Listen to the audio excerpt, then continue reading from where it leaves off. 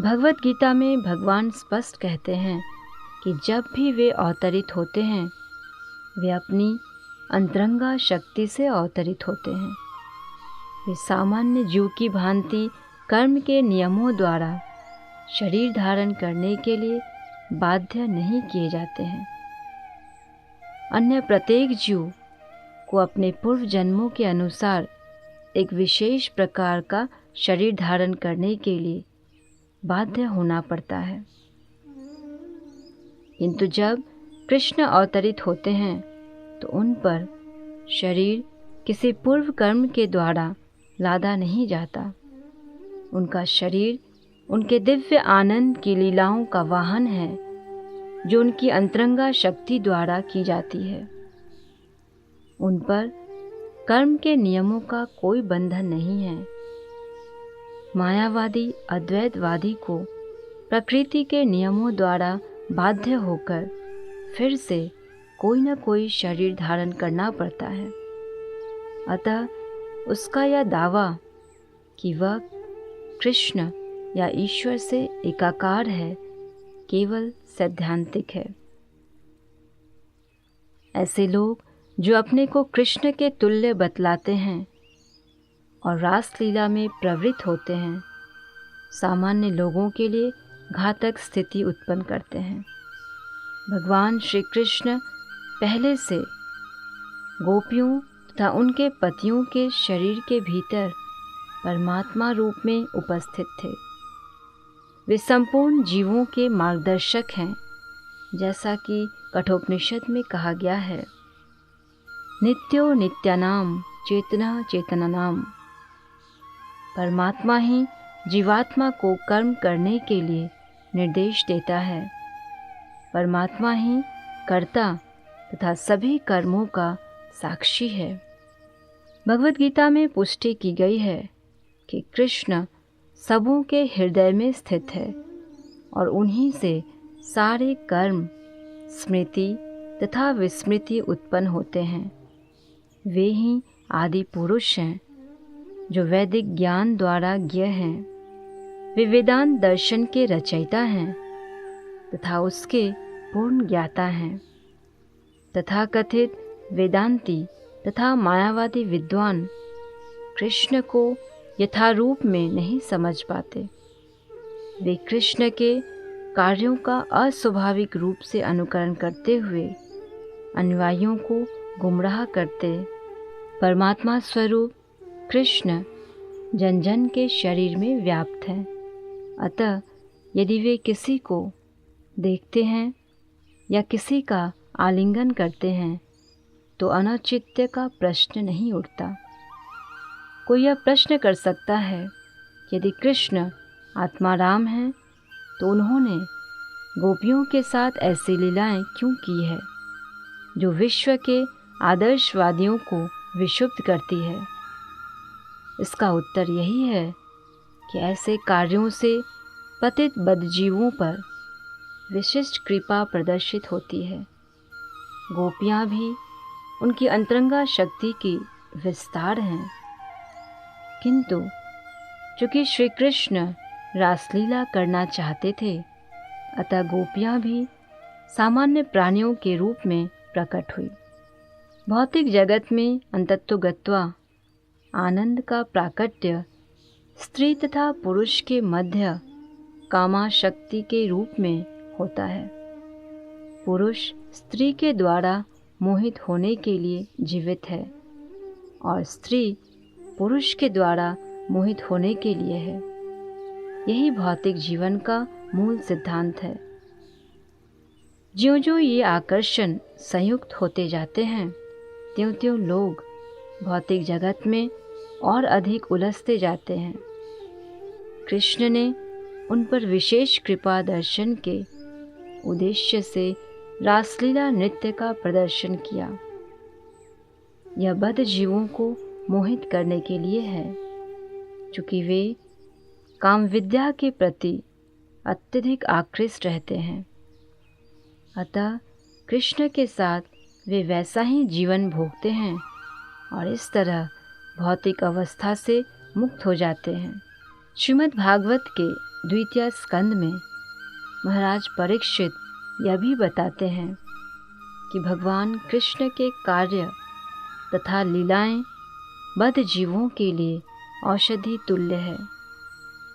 यदि वे कृष्ण के विषय में केवल श्रवण करते हैं तो वे भौतिक रोग से मुक्त हो जाते हैं।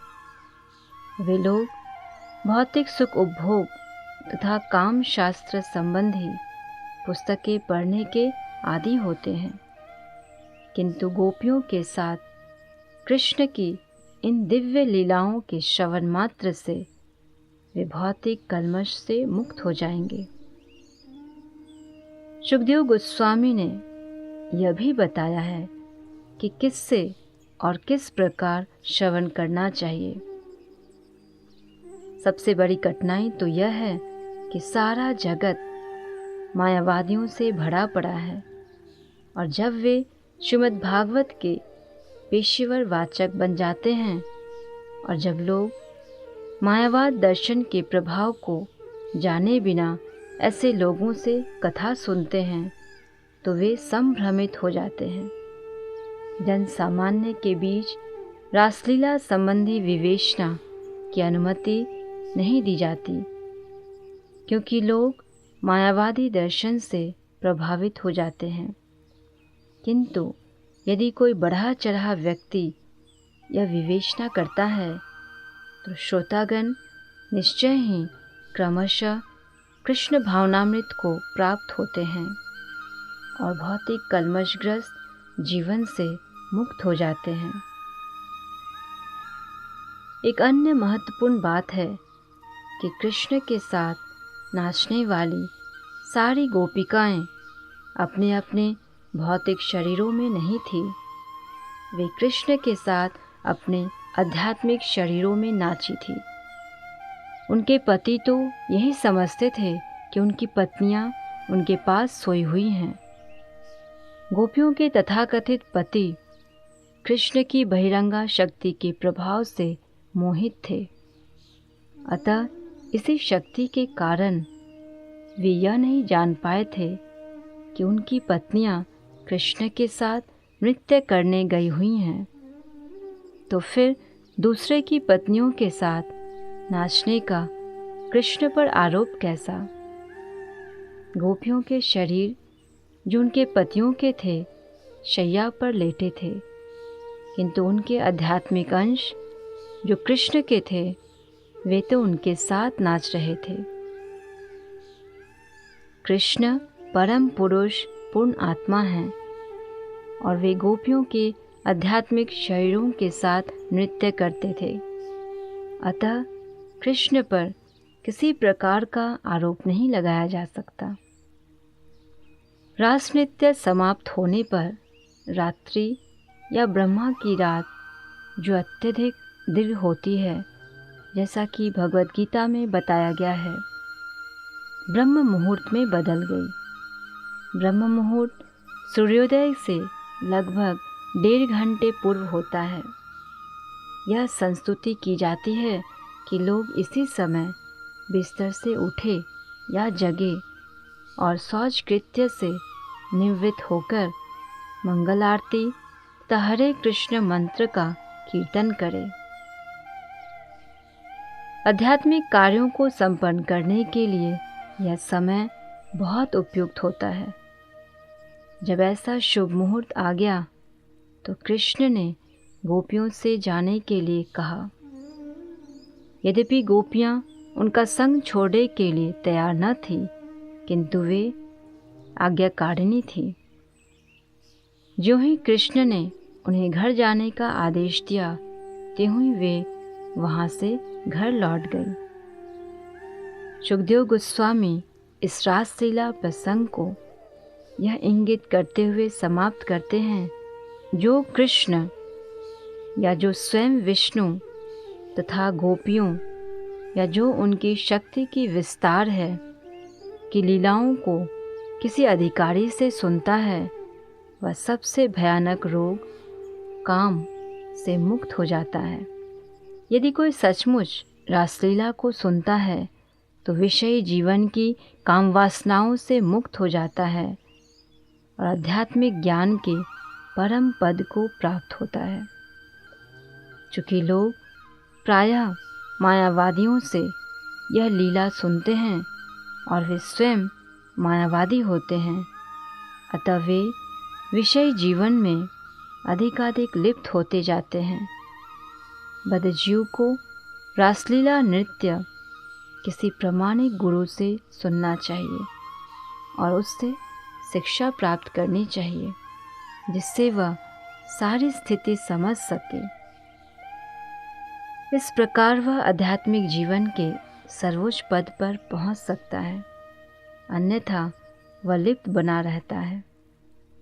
भौतिक विषय वासना या काम एक प्रकार का मानस रोग है और इस रोग का उपचार करने के लिए यह संस्तुति की जाती है कि किसी निर्विशेषवादी धूर्त से न सुनकर प्रामाणिक गुरु से सुना जाए। यदि सही व्यक्ति से सही ज्ञान सुना जाए तो स्थिति सर्वथा भिन्न होगी।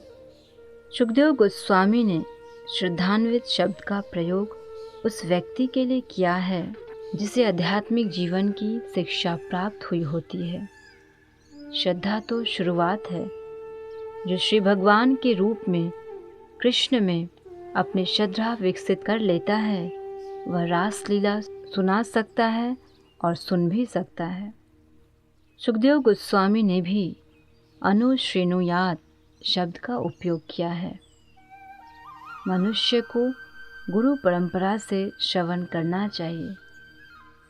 अनु का अर्थ है पालन करते हुए और सदैव, अतः मनुष्य को सदैव गुरु परंपरा का पालन करना चाहिए और किसी इधर उधर के पेशेवर वाचक, मायावादी या सामान्य व्यक्ति से नहीं सुनना चाहिए। अनुश्रेणुयात का अर्थ है मनुष्य को ऐसे प्रामाणिक व्यक्ति से ही सुनना चाहिए जो गुरु परंपरा में हो और सदैव कृष्ण भावनामृत में लगा रहता हो। जब मनुष्य इस प्रकार से सुनता है तो उसका प्रभाव अवश्य होता है। रासलीला के श्रवण से रासलीला मनुष्य आध्यात्मिक जीवन के सर्वोच्च पद को प्राप्त होता है। सुखदेव गोस्वामी दो विशिष्ट शब्द भक्तिम तथा पराम व्यवहृत करते हैं। भक्तिम पराम का अर्थ है नवदीक्षित अवस्था से ऊपर भक्ति संपन्न करना। जो लोग मात्र मंदिर पूजा की ओर आकृष्ट होते हैं किंतु भक्ति के दर्शन को नहीं समझते, वे नवदीक्षित अवस्था में होते हैं। ऐसी भक्ति पूर्णावस्था में नहीं होती।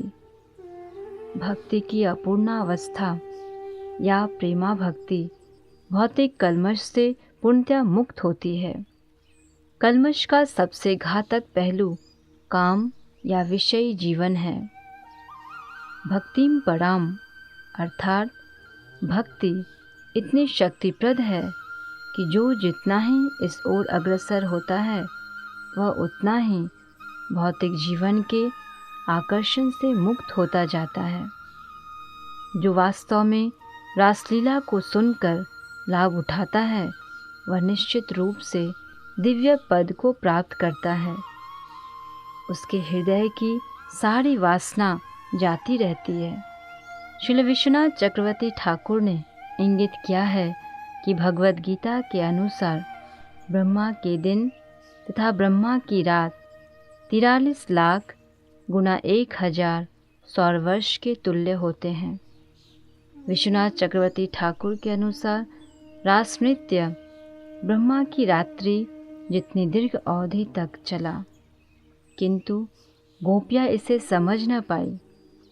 उनकी इच्छा पूर्ति के लिए कृष्ण ने रात्रि को बढ़ाकर इतनी दीर्घ बना दिया। कोई यह पूछ सकता है कि यह कैसे संभव हुआ। विश्वनाथ चक्रवर्ती ठाकुर हमें स्मरण दिलाते हैं कि यद्यपि कृष्ण एक छोटी सी रस्सी में बंध गए, किंतु उन्होंने अपने मुख के भीतर अपनी माता को सारा ब्रह्मांड दिखाया। यह कैसे संभव हो सका? इसका उत्तर यह है कि वे अपने भक्तों की प्रसन्नता के लिए कुछ भी कर सकते हैं। इसी प्रकार चूँकि गोपियाँ कृष्ण के साथ आनंद भोग करना चाहती थी, अतः उन्हें दीर्घ काल तक सानिध्य प्राप्त करने का अवसर प्रदान किया गया। ऐसा उन्होंने अपने वचन के अनुसार किया। जब कृष्ण ने यमुना के चीरघाट में स्नान करती गोपियों का चीरहरण किया, तो उन्होंने वादा किया था कि भविष्य में किसी रात वे उनकी इच्छा पूर्ण करेंगे। अतः गोपियों ने एक रात कृष्ण के साथ अपने प्राण प्रिय पति के रूप में बिताई, किंतु वह रात कोई साधारण रात न थी। वह ब्रह्मा की रात थी और लाखों वर्षों तक चलती रही। कृष्ण के लिए सब कुछ कर सकना संभव है, क्योंकि वे परम अधिष्ठाता हैं।